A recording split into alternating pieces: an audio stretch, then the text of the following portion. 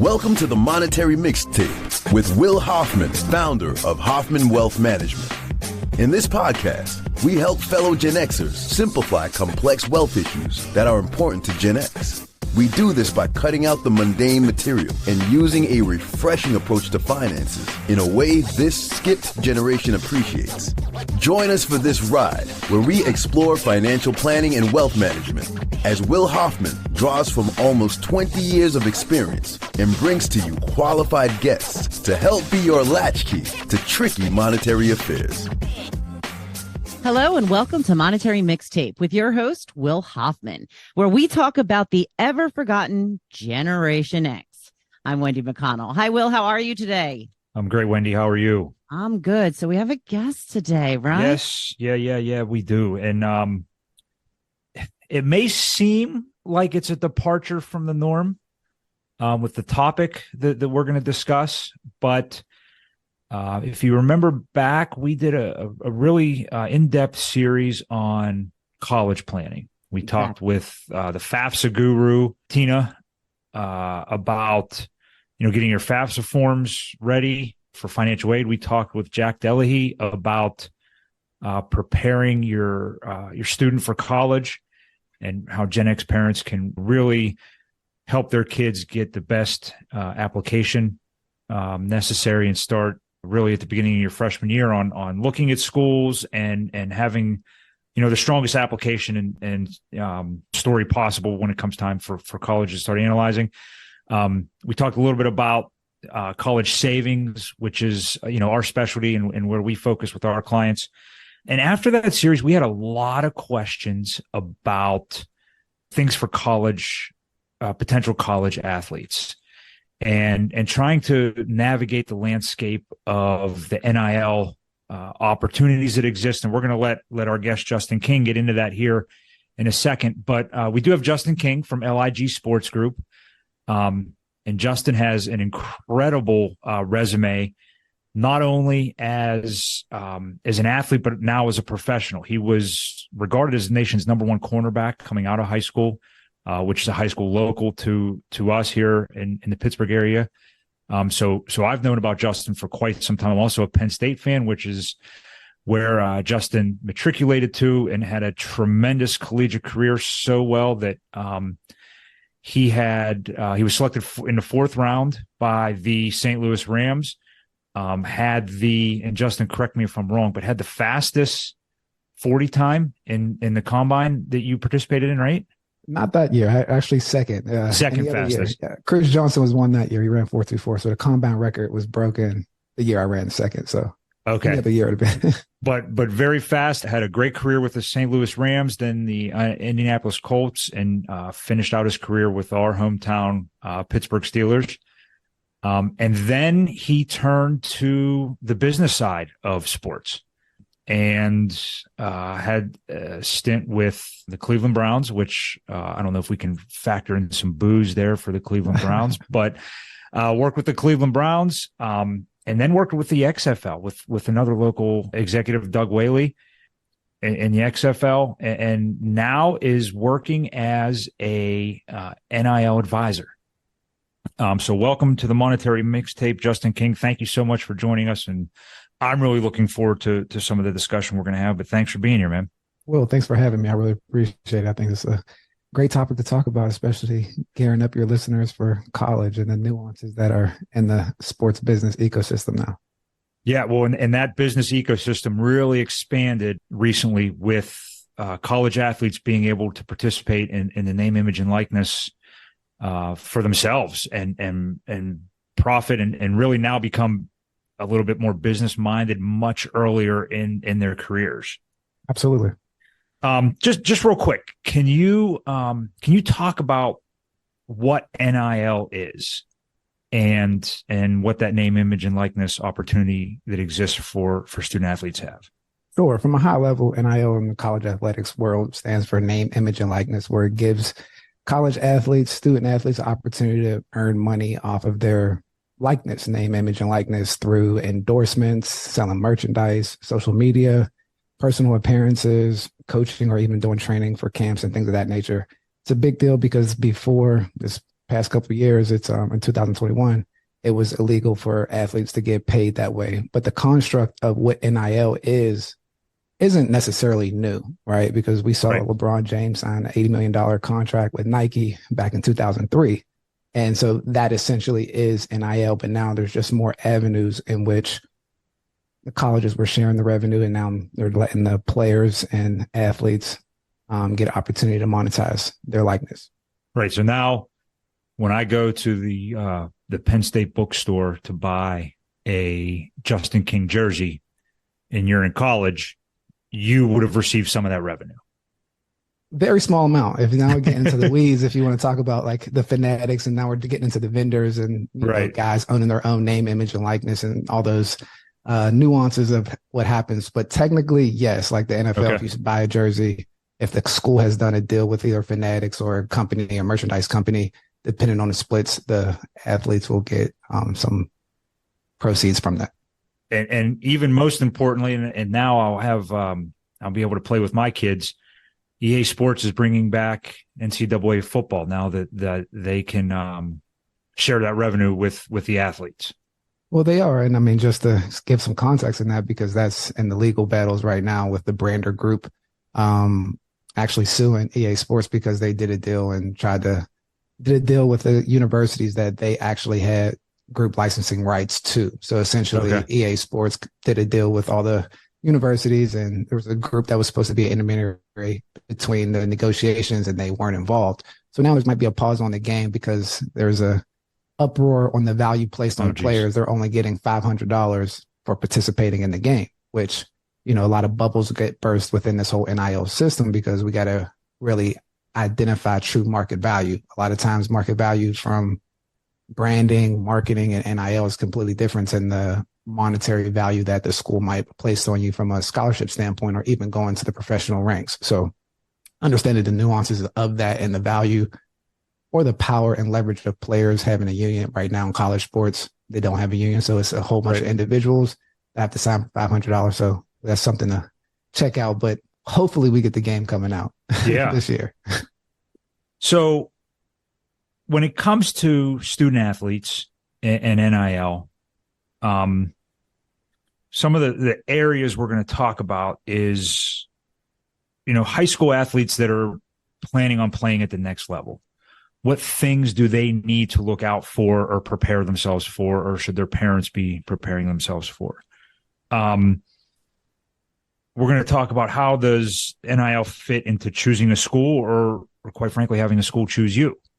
As someone that had, you know, over 50 scholarship offers when you were heading to college, a lot about that. When should an athlete start an NIL exploration process? And then we'll wind up with, you know, talking about how you work with athletes and things that, if somebody's looking for an NIL advisor, things they should be asking and processes they should be looking for. So first, when a student athlete is picking a school and making that decision, how should the NIL objectives fit into their college selection? So again, the name NIL, how does that fit into when we're talking about the different collective imprints on the university? How you can make money when you're going to university is a conversation. But I think looking at your college, university, or that college selection still remains true of how can that university enhance your brand, your professional brand, your sports brand. And I mean, that's the same decision that I had to make coming out of high school. It was like, okay, what can Penn State develop on top of the football player? Like what levers does this ecosystem have to pull? And I think that's the baseline of what athletes or just college students need to be looking for when they're looking at the different NIL exploration opportunities.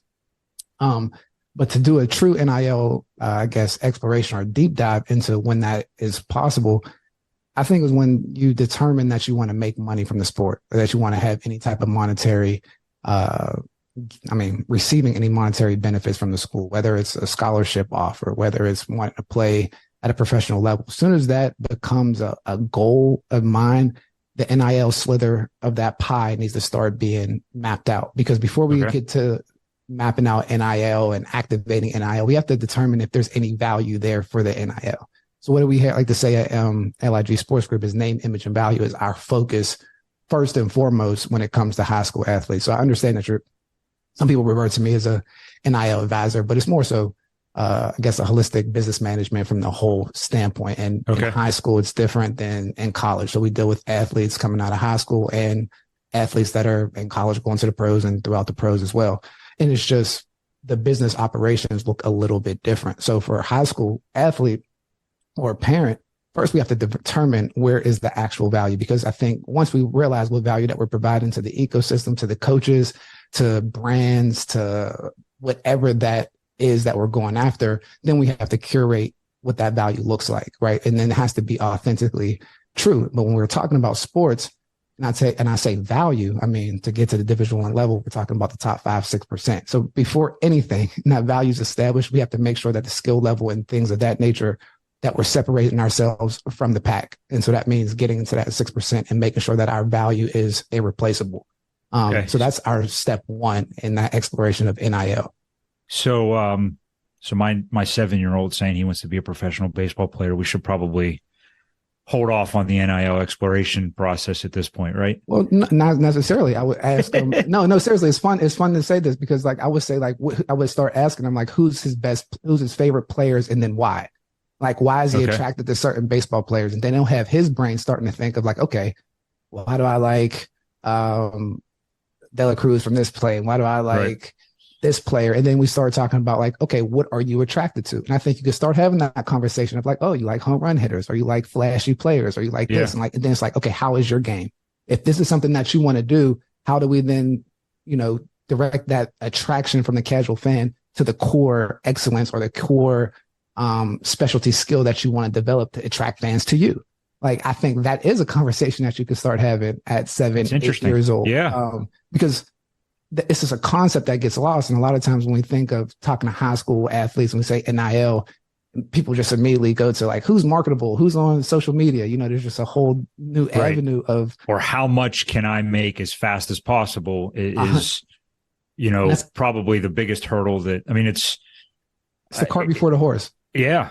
You know what I mean? But there's also, there's real planning that needs to happen before we get to the cart. So, like, that's the part that I think a lot of times is missed when we think of athletes and getting there, because anytime that I'll challenge them, like when someone calls out an athlete that's their favorite, they're typically the best in their profession. We could use a Pittsburgh athlete now that's kind of, I would say, the godfather of NIL, and that's Pat McAfee. I mean, from Plumsboro and all those different things. And if anyone doesn't remember, when he left the NFL and retired, it was an early retirement.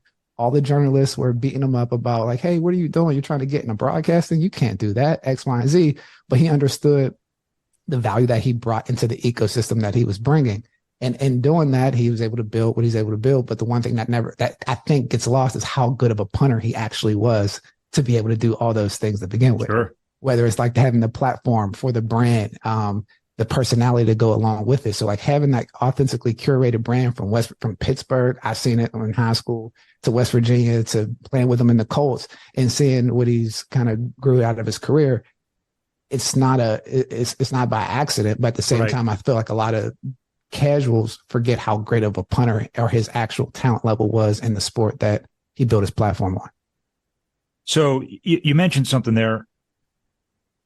If you are starting to benefit from name, image, and likeness as a high school athlete, and can that transition along with you to college? Have those barriers come down where now if you're profiting from, when we talked, you said your daughter's a tennis player. So if she is receiving name, image, and likeness, endorsements or opportunities as a high school tennis player, and now Penn State wants her to come play tennis there, can that all transition with her? Does she have to stop what she's doing and start again? How does that work? No, absolutely. All those things transition with her. And if anybody listens to my podcast, we had the Blue Chip Academy. We had a episode called "It's Only Entertainment," and in that it's in the importance of the letter of intent over name, image, and likeness deals, because that's the conversation that needs to be had when there's high school players coming into college and you're signing that letter of intent. okay, like what deals can I keep in place that I'm bringing into high school? Like, do I have to sign with every major corporation that you guys sign for? Am I going to get an insurance policy? All those different things that kind of come along with the educational benefits that get lost sometimes in the NIL emergence. It's like there's educational benefits from the lawsuit with the Ed O'Bannon situation in the NCAA. So like there's a lot of maneuvering when it comes to educational benefits, what the college can actually provide for you, the deals that they have signed. So there is some nuance in there, but you want to make sure that when you're coming out of high school, that your brand identity can transition into college, right? So like I do feel like it in a weird time where we got conference realignment and things of that nature, that the game actually is getting more favorable to the regional athlete, like guys that stay within that regional area, whether it's me going from Pittsburgh to Penn State and playing on the East Coast in the pros, or like Miles Sanders is a great example of somebody being a top level player in high school at Woodland Hills in Western Pennsylvania, going to the middle of the state, being a top level player at Penn State, and then going to the NFL in Philadelphia and building a brand there. So being able to build the brand all those years, maybe not being able to monetize in high school based on the rules, but now when he's able to create a brand now, it's able to flourish because it's been activated and that fan group that we're activating is consistent and real throughout his career. Okay. So, so then when should, an athlete or athletes and their parents start the NIL exploration process? I mean, the exploration process, I think if a matter of them getting a deal in high school, I think that's player to player, right? After we develop that there's some level of individual value, then you can start looking around and seeing if your state allows that to happen. So I would think sophomore, junior year, once you're established as like a top level player, whether that's offers, different publications and things of that nature. But really, when you're looking at a school and you have offers and you're trying to determine which school you want to go to and you're looking at their NIL opportunities, I think it becomes a little bit more nuanced to where you want to see like, how are they using the new rules and NIL opportunities to help me be a specialized asset in their ecosystem? Like, what are they doing to do that? Are they just giving me money? Are they giving me resources? Are they helping make those different connections? Like, who's actually supporting the new rules, right? Because you can have new rules in place, but the operation can be flimsy. And so therefore it's just all these different opportunities and you can't take advantage of them. So then it becomes evaluating the opportunities at the different schools that you're looking at. I think that's the key thing for high school athletes going into college is like, how can these universities benefit and throw lighter fluid on your situation when it comes to building your own personal professional brand and sports brand? Well, in college, I mean, this has become a new department for colleges. I mean, they've all added NIL offices and departments, and you see on I remember going to a Pitt basketball game last year, and you look at the program or the roster online, and they all have a $ next to them on how to get in touch with this athlete. If you're a car dealership and want to work with one of these athletes, all of their contact information and programming is right there.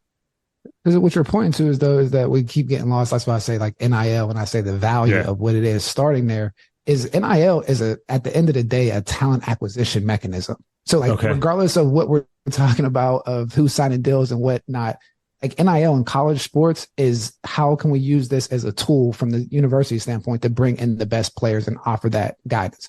So in that, I mean, that's where the evaluation comes from families and players that are going into college, because I mean, we know that the percentages of who goes to the pros and who doesn't, but there's an opportunity to have that jump start, whether it's a professional career, getting out there, if you're into fishing and putting yourself out there as the main person in fishing, and you can kind of leverage all these different opportunities and building a brand outside of the sport that you're playing. I think that's the unique opportunity that presents itself. Like how a resume looked when I came out of college versus how a resume can look now is completely different, and you can get paid to make it look that way now. So, I mean, it's really understanding what value. That's why I say starting with the name, image, value. What value are you trying to put out there, and who's going to help you do that? So it's an individualized track. Okay. What when it comes to you working with athletes and their parents, in this process. Do you have a specific process that you use to work with these guys or these folks or these athletes? Absolutely. So, I mean, and from the high school standpoint, like I said, not really an NIL advisor, just to clarify, more so like, business manager, and then right. and there's NIL advising in that. But for the high school, we have a program called the Blueprint to Success, recruiting, player development, NIL advisory program, which is essentially a year-long advisory where we go through understanding where your value is, what the next steps are to make you a valuable asset in terms of getting into college. So from that standpoint, and then we start bringing out the beginning stages of laying out your NIL plan. So as you're developing, we're thinking about, okay, how are we building this sports brand around that actual value? But our whole piece is making sure that there's actual meat there, right? It's not just the icing of the NIL, but like what is actually the cake of what we're doing? Like what value are you providing to a university? So when we come through, NIL from the high school standpoint is a small piece. Now, when we get to making that transition and how we're picking schools, we're along the whole way from the advisory standpoint. And I think that's a completely different scenario than what we're dealing with college athletes when we're building out full brands at ecosystems like Penn State and helping athletes pick their agents, helping athletes with the pre-draft operation, helping athletes put an infrastructure around them when it goes to going into the league so that they can then monetize and benefit off of being that true sports asset that they are as a professional. So it's a little bit different in different areas, but the main way that we work with athletes is an objective guide to get to their desired destination, especially in high school and the pros. Hey, sorry for the interruption. I know you're listening to the Monetary Mixtape because you want to learn about financial planning and wealth management. If you have any questions at the end, please head over to www.hoffmanwealth.com or look in the show notes to schedule a call with us. Yeah. So it sounds a lot like, we had Jack Delahy on, who's working with kids on their college applications, and building their academic story, building their extracurricular story to how they're going to, fit into that university, enhance that class's experience. It sounds like this is a very similar process, but from an athletic standpoint. Am I right? 100%. I mean, I would say that more of a sports business standpoint, because I think the one thing that a lot of athletes and families that recognize is the minute they step onto a college campus and step on a scale, like they're in the business. So when you say, when does the exploration start for NIL? It's like, to me, I mean, if you're serious, that's why I said 7 or 8 year old isn't that young. But if you're ninth grade, the minute you step on campus at Penn State as a 13-year-old going into ninth grade, we are evaluating you like a grown man. So like, if you're not prepared, that's on you. So like, sure. My whole thing is operating from a place of leverage and have an acceleration plan. So the earlier, the better, and understanding the nuances of each piece. So when you're then putting your infrastructure together, you know where you need to provide value, or you know what value you need to make sure that you're having the output that you intended on having. Okay. So leads me to another question. What about like you mentioned your daughter's a tennis player, non-team sport athletes, when it comes to, tennis, golf, I don't know if this is even, but the esports, a lot of colleges are having esport teams.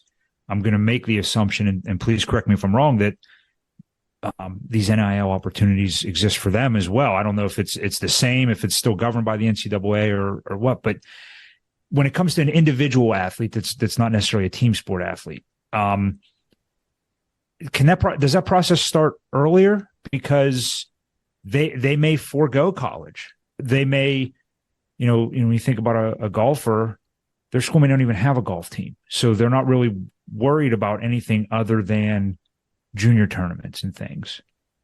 So does that NIL process start a bit earlier?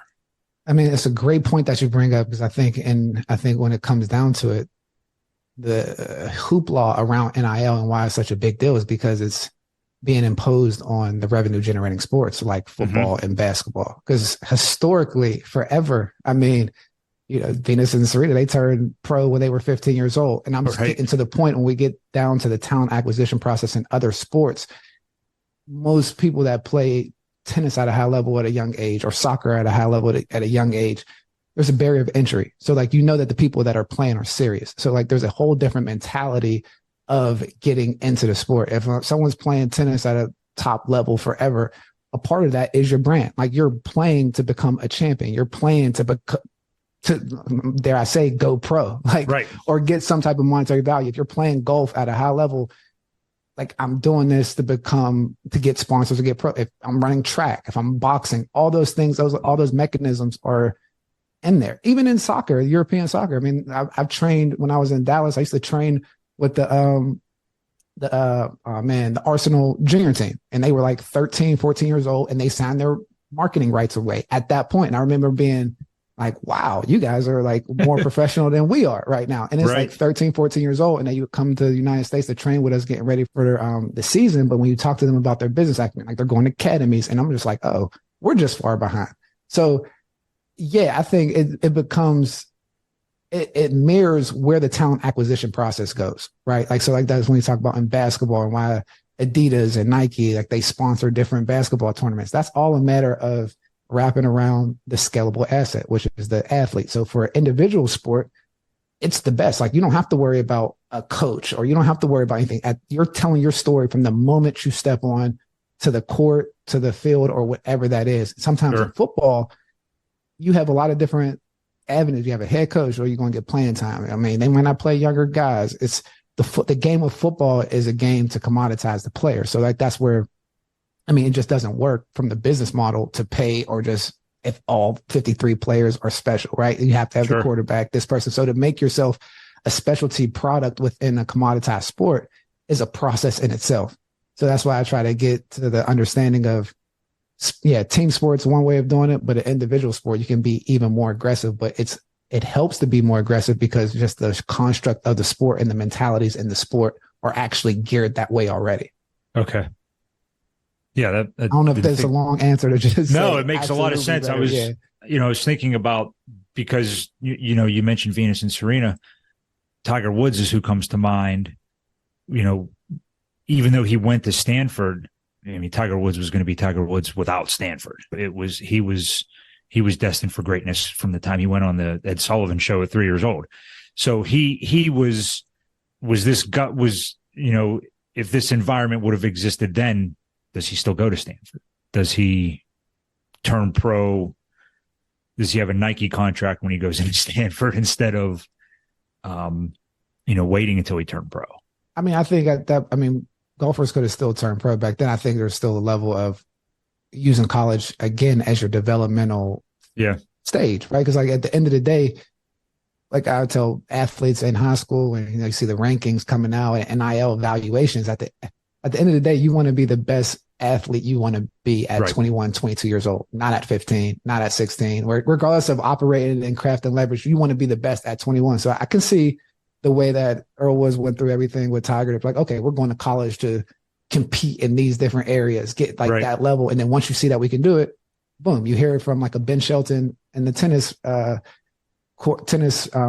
this past year. But when he was at Michigan, him going around was like, all right, I'm going to go play the pro circuit. And if I finish in the top 100 and I feel like I can play with these guys, I'm leaving. But it was still that incubation of, how good am I really? And like, that belief, I think, is a little stronger in individual sports. And that's why you see that process a little bit more with like, okay, how am I going about it? Right. Like, even if I'm a track runner, like, I might not run the 100 or 200 at the beginning of the season because I'm looking to win at the end of the year. And so for me to peak, I need to start running in May instead of March. So just those different developmental plans, I think, coming in have more of a staple in individual sports.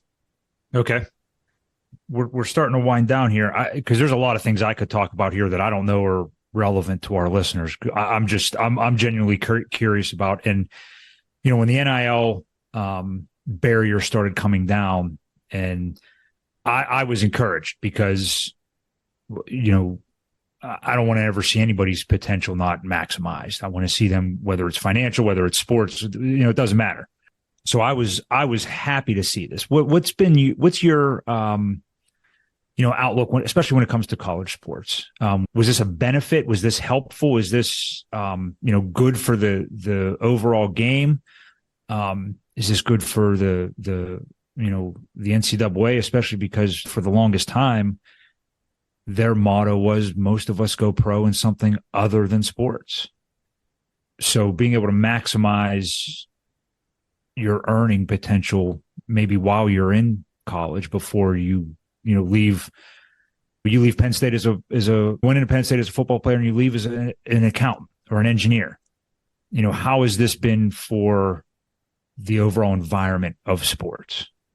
I think the target or the intention is great, right? Like, hey, guys can make money, we can do these different type of things, but understanding the nuance in the actual operation to benefit off these different new rules or NIL without strategic professional support, there's a huge gap for players to take full advantage of. So with that being said, yes, the rule is great, but I think from ecosystem, school to school, or how the NCAA handles the operation of carrying out these different rules for the players to be able to benefit the way that they need to benefit across the board, I think is lacking. And so that's where I try to fit our group in, where it's objective guidance on how to master this from every standpoint, because everyone throughout the ecosystem, coaches worried about the team, right? Brands are worried about the brands. And even from just a little tidbit behind the curtains, like when I worked at the XFL before all this stuff was coming out, I met with the Ignite Commission with Oliver Luck and different things of that nature.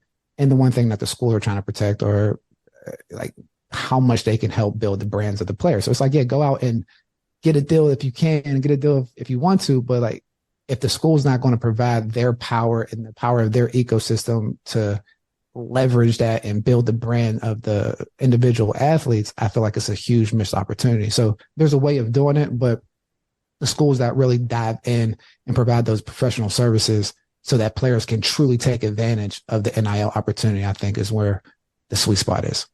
Gotcha. So, Justin, if our listeners want to learn more, how do they follow you? Where do they engage with you? How do they get in touch with you? Sure. I'm on all social media platforms. But if you want to follow my Substack, Winning Moves, the Elite Sports Insider, I'll have the link in the bio. And then, like I said, everything else, ligsportsgroup.com. If you want to make a consultation, you can do that on there and see the different services that we provide, and having services that match you up throughout the whole the critical points throughout the whole elite sports ecosystem from player to executive. So that's where we fit. Oh, wow. And that's, is that a free consultation if parents or athletes want to get in touch with you? That's something that you offer? Sure.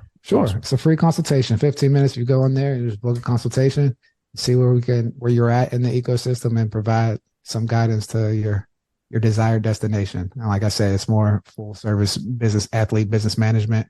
NIL is just a piece of it. It's just, Yeah. And I guess that's my background, is focusing on the money so much that we worry about it.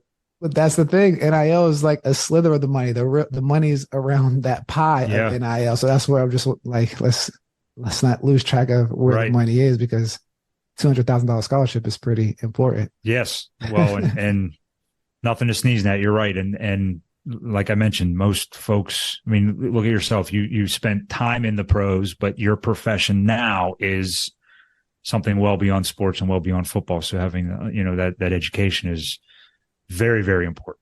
Use sports as a catalyst to a career that you can bank on. Yep. I like that. That's good. Anything I didn't ask you that I should have? No, I think you got it covered. I think everything, I clarified everything, and some good information, I think, on this episode. Yeah, I think it's a ton of good information. It's going to be a great resource for parents of athletes who are looking at the next level, can get an understanding of the business that surrounds it and the potential for their student athletes. And remember, that's student first, everybody. Student athletes. I have to remind the boys at home, my guys at home all the time. Listen, I'm familiar with the gene pool. Let's hit the books first, and then then we'll worry about baseball and basketball and karate and everything. Sure.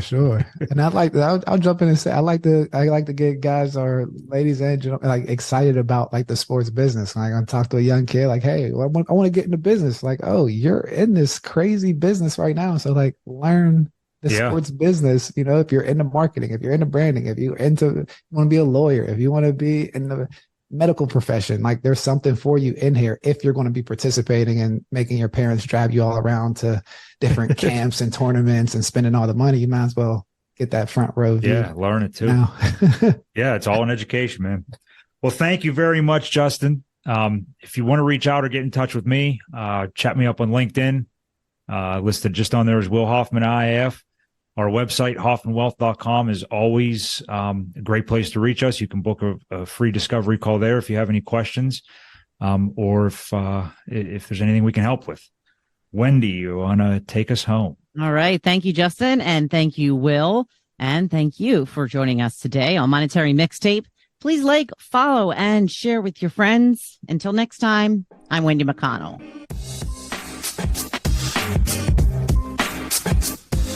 Don't bounce just yet. The street lights haven't come on. Thank you for listening to the Monetary Mixtape Podcast. If you thought this episode was dope, then click the follow button to be notified when we drop a new episode. Visit our website at hoffmanwealth.com or give us a call at 724-522-5411. And don't forget to click the follow button to be notified when new episodes become available.